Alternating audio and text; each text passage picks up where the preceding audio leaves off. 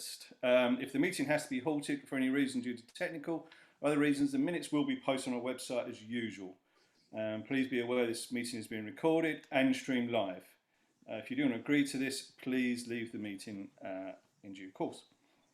We have no attendees at the moment, Hannah, I believe. All right, so I missed that one. Councillors, if you'd like to raise a question on any point, please raise your hand so I can see clearly, and we'll select you at the appropriate time. Voting councillors, again, please. Sorry, Rich. Just questions, yeah? In a minute. All right, okay. I'm just going to read this bit first and then we come to the agenda. Jane will clerk as normal and ensure we don't miss any important questions, and Hannah will take the minutes. There's no one else. Agenda item number 1. Questions, comments, information from public or councillors. Rich. Sorry. There we go. We got okay, yeah, it's regards Edmund Park. I've had some questions about the development of the amenities on there. So there should be a play area being built, which hasn't been built yet. There should have been, there's potentially a school that's supposed to be built there. Is that still going to happen? And also the travel plan, is that being adhered to, and who do we go to find out whether all this is being monitored and what the issues are? So basically Edmund Park questions. If we could somehow find out who we need to contact for that, that would be great. Then I can put these local people in touch with that. So the school and the amenities and the travel plan, the 3 things that were the issues. That'd be great. Okay, excellent. Thank you. Any other questions? No, excellent. Okay, agenda item number 2. Apologies for absence and any declaration of members' interest. Hannah, do we have any apologies? From Sheila Gore and Andy Palmer. Great, thank you very much. And is there any declaration of any members' interests this week? No. Great. Item number 3. To agree the minutes of the meeting held on the 16th of July, which I did have in front of me. They're quite long. Somewhere. There we are. So has anybody got any questions or any comments, or if not, can I ask for someone to propose those? Is that a proposal or a question, John? Proposal. Thank you. And can someone second that? Thanks, Rich. And all vote in, please. That's unanimous. That's unanimous. Excellent. Agenda item number 4, to consider the major applications received.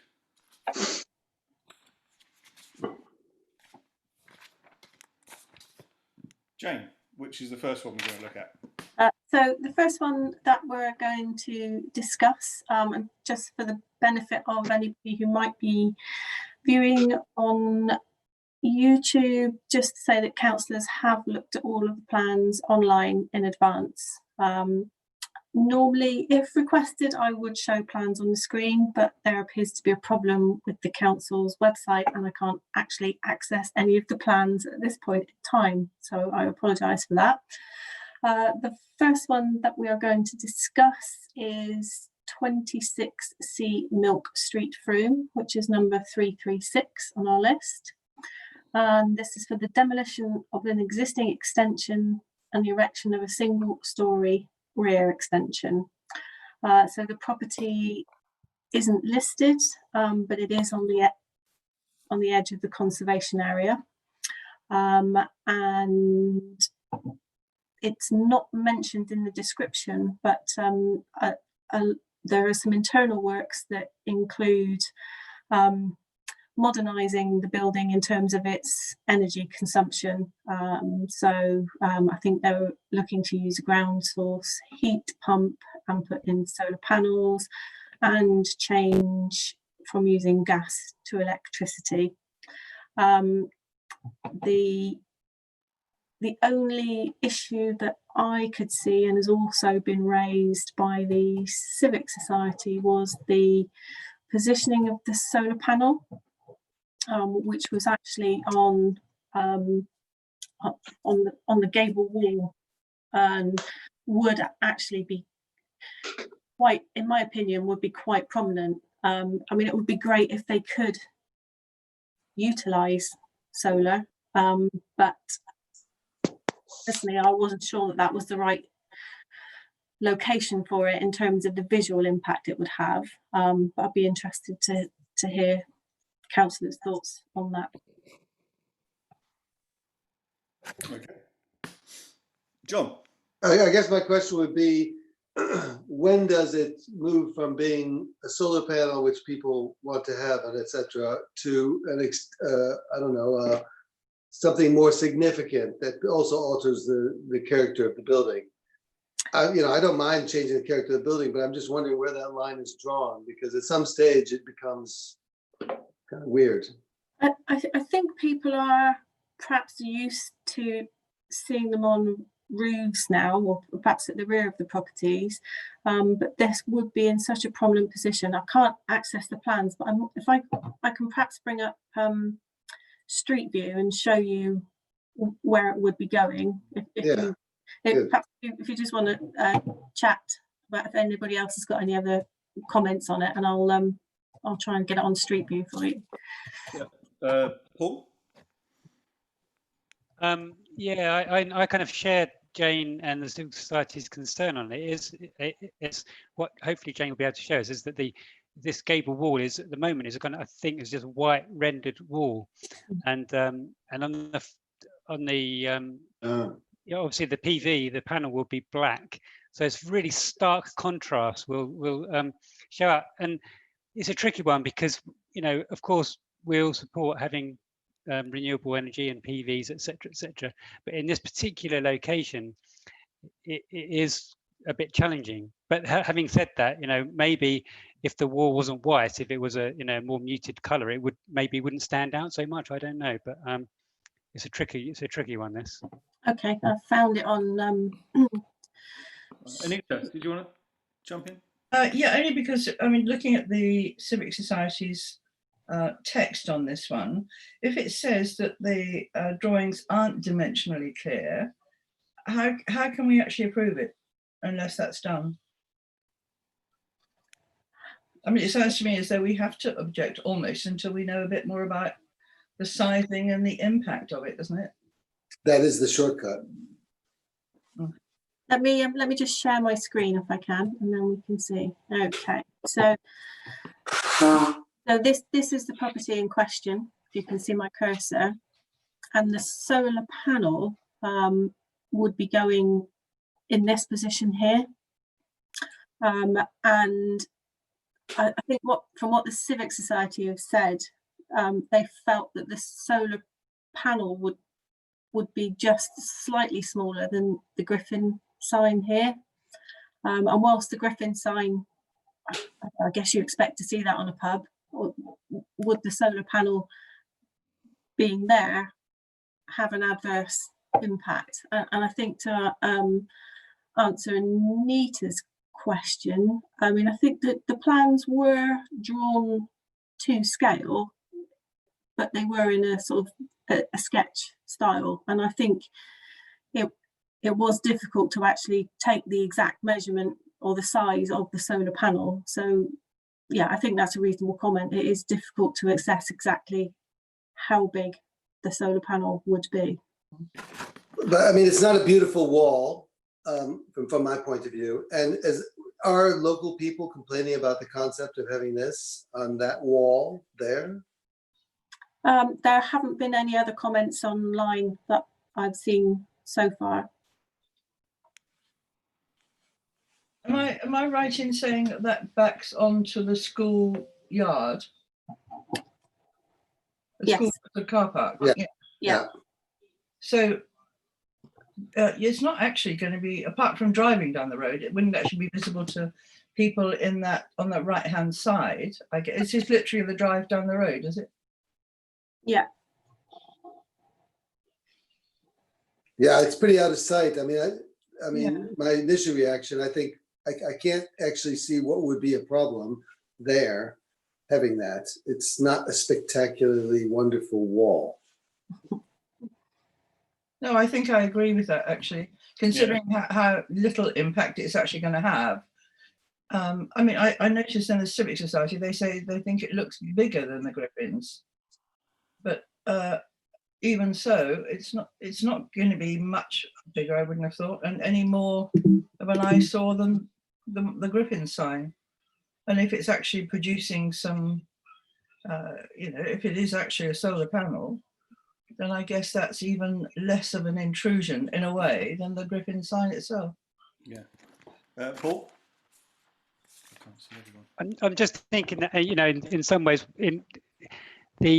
maybe we should see this in the kind of wider context, you know, that the actual work that's been done on the house is really positive, you know, is reducing its energy demand considerably, I should imagine. Yeah. And perhaps the solar panel, the PV, is a kind of reflection of that kind of technology that's being used there. And maybe we need to see it in that context, that Yeah. this is, you know, the future in a sense, really. And Yeah, it's a positive thing. I agree with that. Okay. All right. Can I say something? Yeah, sorry, I can't. I'm No, it's all right. Yeah, so and- just shout, please. Okay, and actually the fact that you know it's backing onto the school or it's visible from the school, isn't that a good example to the next generation? Here is a house with renewable energy Yeah. as an example right next to the school. I think actually that's a good thing. Yeah, and is it any worse than the Sky Dish on the Griffin on the side? Well, quite. You know. Yeah, there's already a Sky Dish on that house, so you know, Anita, sorry. Just as a matter of interest, can these solar panels actually be made in white? That was going to be my next question, actually. I mean, maybe there is a solution for a solar panel that isn't quite as obvious. Lizzie Boyle, over to you. Sorry, they tend to be either blue or black. Oh, okay. Yeah, for clever reasons. I don't understand. absorbing Yeah. of ultraviolet. Yeah. Okay, so are we? Sorry, Lizzie. Can I ask a different question? I wanted to check because one of I think it's great, and I really support the kind of environmental ambitions of it, the mix of technologies, the kind of the thinking about the whole house and its energy use. So thinking about insulation as well as about how you generate your heat. That's all really cool. The one thing that stood out for me, and this was kind of not being sure of the heritage status of it, as to whether aluminium windows. I think they want to replace PVC with aluminium, and if that was an okay choice. And I don't know if that's something that's covered in planning or if that's something that's somewhere else. If it would have any heritage concerns. If it's not a heritage problem, then I'm probably okay with it. I don't think it's necessarily a problem in a conservation area. I think perhaps it would be if it was listed and that wasn't the original material that was used. And I imagine it's a choice to match the other choices they've made to try, you know, to not use plastic. I imagine. I don't think it's a heritage issue in this sense. I would just add to that it's a far superior to the UPVC that's already there. So it's certainly a positive step. Thanks, Paul. So should we go to a vote on this one then? What? Sorry, Jane. I'm assuming that we're voting on no objection. Or Yeah. So could someone propose that, please? Mark, and someone second it. Rich, and a vote, please. yeah, that's unanimous. Thank you. Okay. The next application I think we'd agreed to discuss was 119 Broadway, which is number 337 on our list. this is for the demolition of the existing single-storey extension and the erection of a two-storey and single-storey rear and side extensions. We have seen this application previously, and we noted that there was, we didn't have any objection, but we did note that there was some concerns from the neighbouring properties about overlooking and overshadowing. And as I can't actually show you the plans, I will show you, hopefully, she says. Can you read out what we said last time, Jane? Because we did refer, didn't we, to the neighbours' objections as well? Yes, we said that we had no objection, and asked that the case officer assesses whether there will be any overlooking whilst on site. And if I can share my screen. Okay, yeah, so the application is for this property here. And there will be a two-storey element alongside this end wall here, and then a further single-storey element here. The extension, two-storey extension here, will have 3 windows, two windows, and then a smaller window at the top here. And you can't tell from the objections online which neighbours are making the objections, but it's possibly this property here who feels that the Did we not windows. discuss the same property in relation to that tree? We did. That was before that again. Yes. Yeah. If I come down the road this way a bit, you can see the sort of distance that's involved between the properties, and I imagine these properties at the back here feel that a two-storey extension here will block their sunlight and overshadow them when the sun's coming from this direction.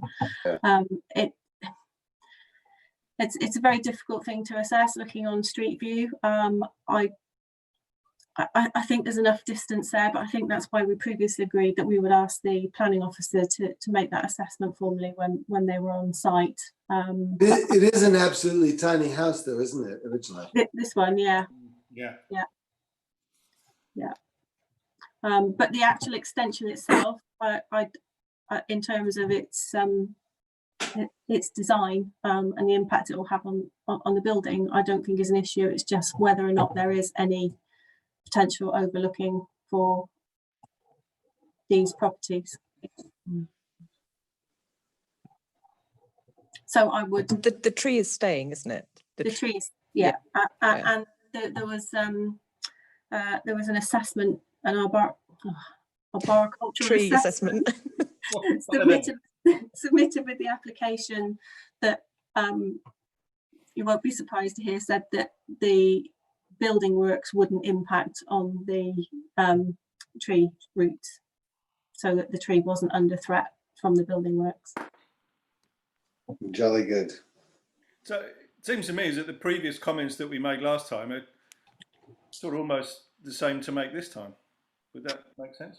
That would. So, I mean, very little has changed, so it would actually be difficult to. Well, not. We could say something else, but I don't think there's any reason why we would want to say anything else in this case. But that also answers the questions from the neighbours, doesn't it? That the case officer can actually look into the overlooking and assess it accordingly. Yeah. So is everybody happy with that as a response? You want to? Can I just? Oh, sorry. Because with this, you're saying this one's actually been up before. Yes. In this format. So why has it come to us again? I'm not really sure why that is. There was a slight amendment to the plans, but essentially the size of the extension and its location hadn't changed. There was some small amendments to the plans. Like interior. So so they have to reconsult. Oh, okay. Yeah. All right. Okay. Yeah. Sorry. Rewind, yes. Right. So could somebody propose that our response remains the same? Thank you. Lizzie proposed. Someone second, please. And an all vote, please. That's unanimous. Thank you. The next application is number 339 on our list, and this is for 14 Nunny Road, and this is for work to or felling of trees in a conservation area, and the description is various shrubs and trees. So T1, the tree referred to as T1, they want to raise the crown by 2.5 metres over the footpath. Norway spruce, they want to crown raise by 4 metres. A western red cedar, which is T3, they want to fell that, and they also want to fell a golden conifer. And I hopefully still have this, and I can share that image for you. Which one is the address of this? This is This- number, 40 Nunny Road. 14 Nunny Road. I mean, my view on this was obviously the tree officer, you know, Bo is, you know, we follow Bo, but it just seemed to me a shame that they were felling a red cedar. I wondered if there's something else they could do apart from fell it. That was, you know, that was my. Those were my concerns, whether we needed to fell either. a red cedar is a rare thing, isn't it? Yeah, I mean, I haven't really got an issue with the conifer, to be perfectly honest with you, but. I had another thought about the wall. Do either of them affect the structure of the wall? You know, that might be a reason to fell it. I don't know. Yeah. And that is significant because it's very expensive if wall collapses because the roots plow up. Yeah. So so this is obviously, this is Nunny Road down here, and this is the row of trees or the trees in question. You can see that there's some they have quite a presence. Oops, sorry, went too far. Where's the red cedar? I don't see it. No, that makes, so it may, Probably already gone. Mhm. But those are all really overgrown. They all should be chopped for sure. Yeah, well, that's what they want to do. Yeah. The crown raising is not a problem, isn't it? It's the taking it out. it may be that we can't actually see that tree on Street View. It's probably shaded by this. No, I can't pick it out from Street View, unfortunately. And there were no photos of it attached with the Right. with the application, unfortunately. You can look on Google Earth. Have you looked on Google Earth yet? I'm going there now. It feels like you just need a little bit more justification Yeah, absolutely. Yeah. for kind of taking out Yeah. 2 trees that don't seem to be particularly close to a property. Mm. If they're interfering with the wall or with the pavement, that's maybe different. Yeah. But because we Well, don't really I know mean- what the background is, it's hard to. But don't you think just looking at the evergreens, they're overgrown? Of course Yeah. they need trimming. I mean, it's Yeah, like- trimming. Yeah. Trimming's Yeah, not they the need issue, trimming. John, it's They actually want to take out the red cedar completely. Which we Yeah. can't see. I'm trying to find it right now. Mm. One of those. Yeah, it's one of these here somewhere. I can't remember with that. So. I mean, I think because this is an application for felling of trees in a conservation area, the purpose of this is for the tree officer at Mendip to determine whether or not any of the trees are worthy of a preservation order. Yeah. And I think obviously he will visit site and have a look, and perhaps we could, you know, we have no objection to the to the crown raising works, but we would like the tree officer to consider whether or not any of the trees are worthy of a preservation order. I think that's probably Yeah. probably the best we can do in this circumstance. And also, whilst he's there, he will be able to see whether or not it is causing any. Ooh, I've just shared my screen. That's the I was thing. gonna say, I didn't do that. So that's from Google Earth, and I think the cedar, what is it, the red one? You'll see it. I think it's at the bottom of the garden, just there. You see that hanging over, but you Can you can point- see the whole. I think if you point with your mouse, John, not your finger. we can't see you pointing at it. Oh, you can only see my finger. Sorry. I don't know what you can see. But essentially, Luckily for you, it's can you Google see the, Earth, John. I mean, can you generally, what see we the might. photo? We can Can see you the see the photo, yeah. Okay. And we can see a dark red car. Orient us from the dark red car. Okay, so it looks to me like the red cedar's at the back of the end of the garden. But if I looked at that anyway, and when I looked at the side, you can see the whole thing's bloody. I mean, it is overgrown. I think bringing it down is fine. I don't know. Do they want to get rid of all of them? They want to fell the red cedar and the golden conifer. Yeah. Okay. Yeah. Well, I think the people behind them will be probably quite happy about the red cedar because it looks like they're slowly overhanging them. I think they definitely need a trim, need a haircut. It's just whether or not they need to be felled, I guess. Mm. And I suppose we should just recommend that, or say that we'd like to see them retained and trimmed rather than felled. Yeah. If that's possible. Yeah. Okay, so is everybody happy to go with the response? There will be no objection to the crown raising works. We would prefer that the red cedar and golden conifer were retained, and ask the tree officer to assess whether they are worthy of a tree preservation order. Yep.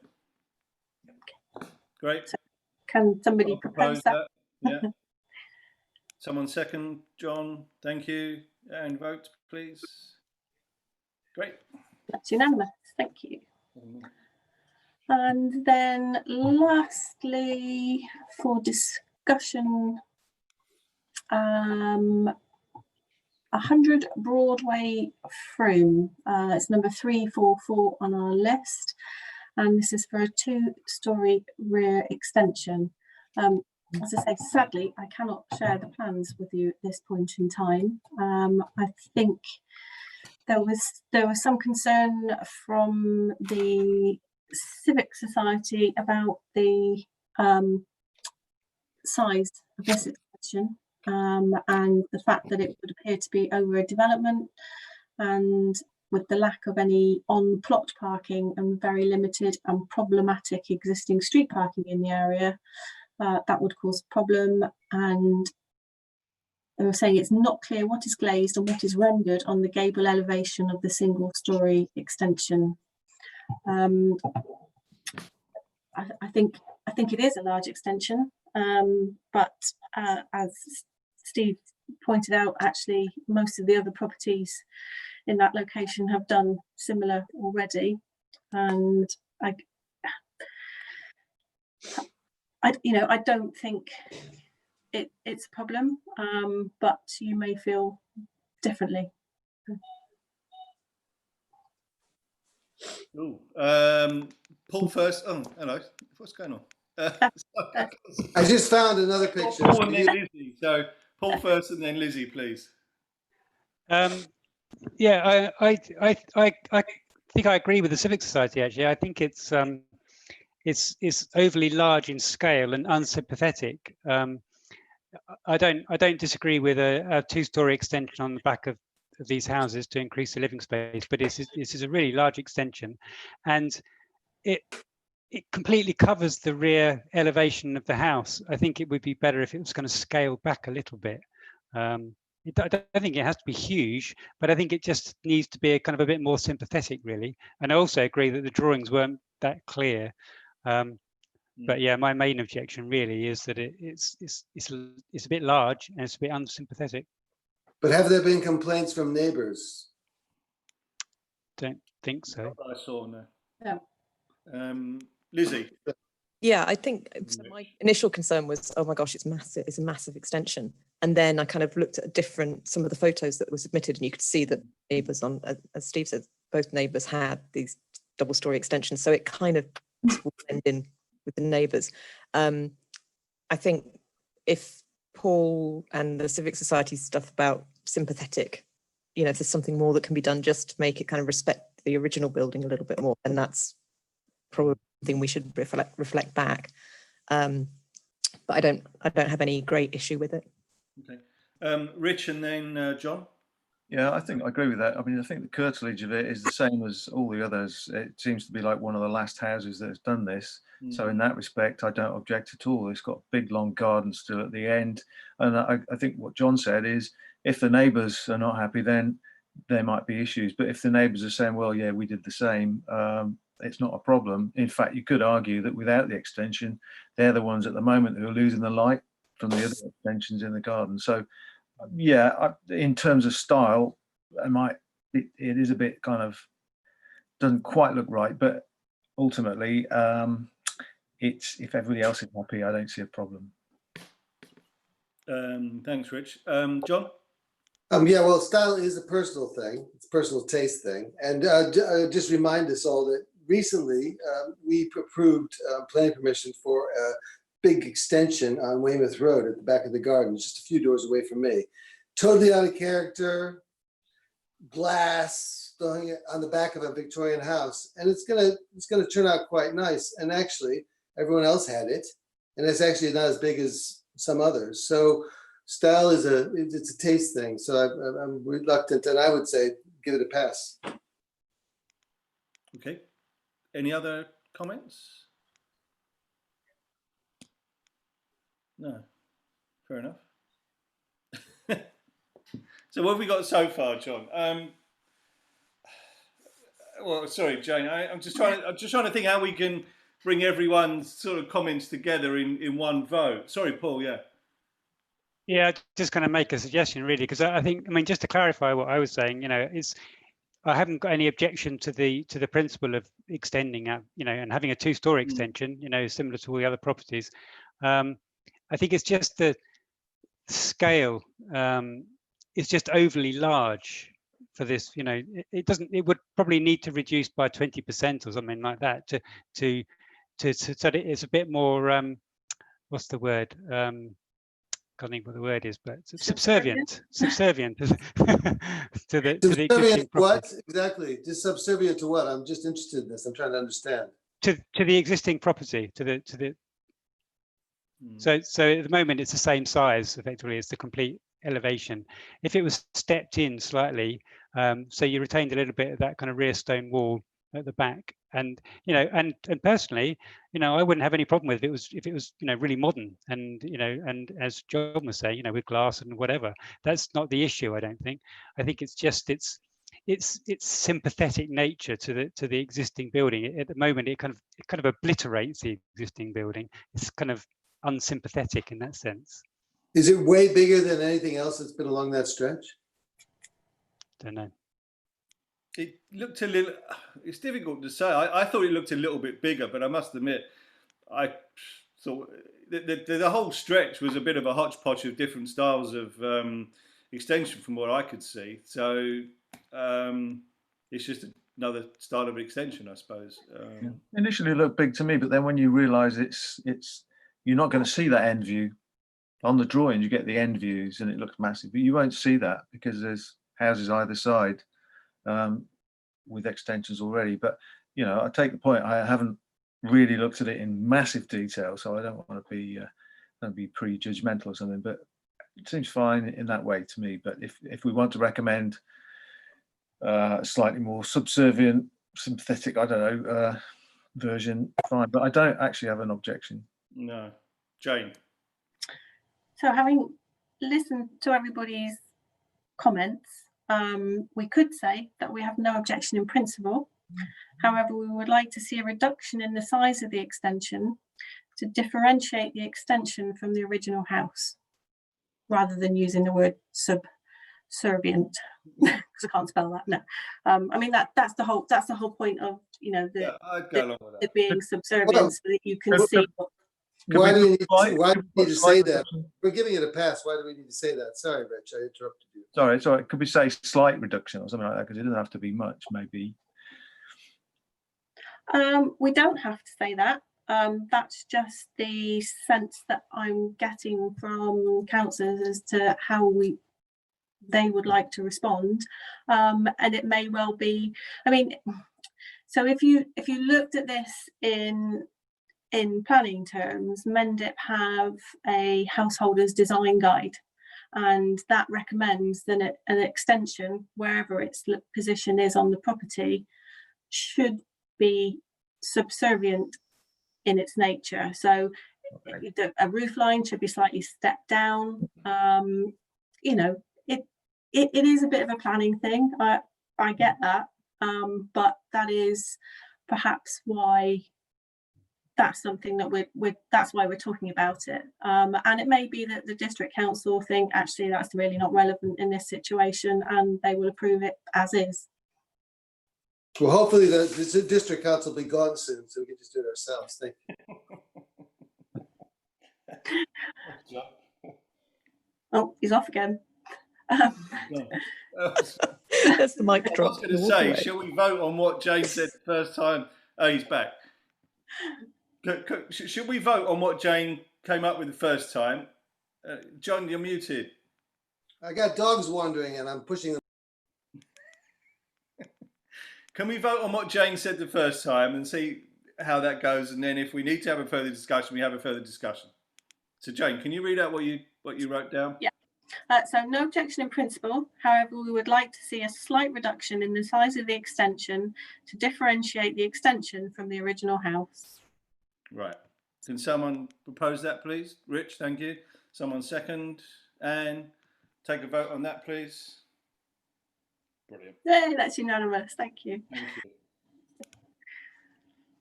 And so that was all the ones that we had highlighted for further discussion. Unless anybody wants to specifically talk about any of the other applications, we would return a no objection response on those. Can I just, sorry, Lizzie? No. my reference numbers. 342, as we talked about 40 Nunney Road, which was felling of some trees and not others. Mhm. Is 29A Froomfield, and that's felling of 3 trees, I think. 20. Yeah.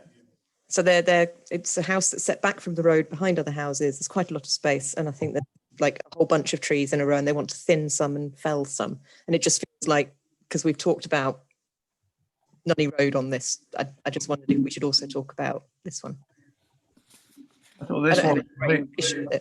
Thought this one for me was they're obviously fairly small trees at the moment, and if you thin them out, the ones that stay are going to have a better chance of forming decent trees. It's a similar issue to the one we looked at the other week on Welsh Mill, where you've got like 7 trees really close together. Yeah. When you look at it, it seemed to make sense to me, and I didn't object. Fine. That was sort of my view as well, I have to admit. Cool. Okay. I just wanted to double check. Yeah, good. Any other items anyone else would like to raise, discuss? Rich? Yeah, quick one. I forgot what number it is. 2 seconds. The Velux window one. It was. It's one by the town centre, isn't it? 338 3 Christchurch Street West. I just wonder what people thought. I didn't mind it. The Civic Society seemed to debate the style of Velux window or something, but I thought, well, Victorian roof, blah blah blah. But it seemed all right to me. But I just wonder what other people thought.